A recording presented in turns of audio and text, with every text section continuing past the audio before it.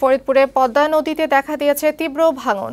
2 সপ্তাহে নদীগর্ভে বিলীন হয়েছে ডিক্রির চরের ফসলি জমি ও বাড়িঘর সহ বিভিন্ন স্থাপনা। হুমকির মুখে রয়েছে 2 শতাধিক বাড়িঘর।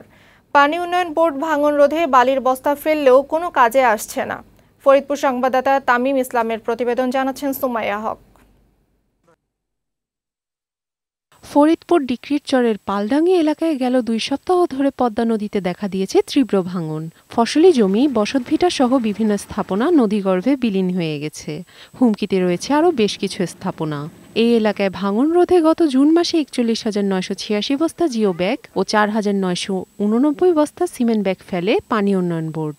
এরপরও থামছে না ভাঙন।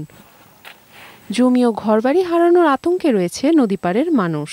শেষ মতো দিছে বান্ধাও, যেভাবে বান্ধার কথা এইভাবে তো বান্ধা নাই। ওই পাশে একটা গুরুস্থান ছিল, তাও ভেঙে নিয়ে গেছে। কদিন পর আমাকে এই আশ্রয় কেন্দ্র ভেঙে নিয়ে যাবো। ঘর বাড়ি নাই, সব তো নদীতে নিয়ে গেছে। আমাকে বাড়ি গেছে নদী, আমরা এই যে কোনো মতো আশ্রয় কেন্দ্রের মতন থাকতেছি। পানি উন্নয়ন বোর্ডের তথ্য মতে বর্ষা মৌসুমের আগে পালডাঙ্গি এলাকায় জিও ব্যাগ ও সিমেন্ট ব্যাগ ফেলা হয়েছে ভাঙন ঠেকানোর জন্য। এখন পর্যন্ত ব্যয় হয়েছে 2,22 লাখ টাকা। তবে কাজে না আসে এবার সিসি ব্লক ব্যবহারের কথা জানালেন পানি উন্নয়ন বোর্ডের এই কর্মকর্তা। ভাঙনের ব্যাপকতা চিন্তা করলে আমাদের সিসি ব্লক দিয়ে যদি নদী বাধাই করে দেওয়া যেত, তাহলে হয়তো এখানে ভাঙনের ব্যাপকতা প্রশমন করা যেত।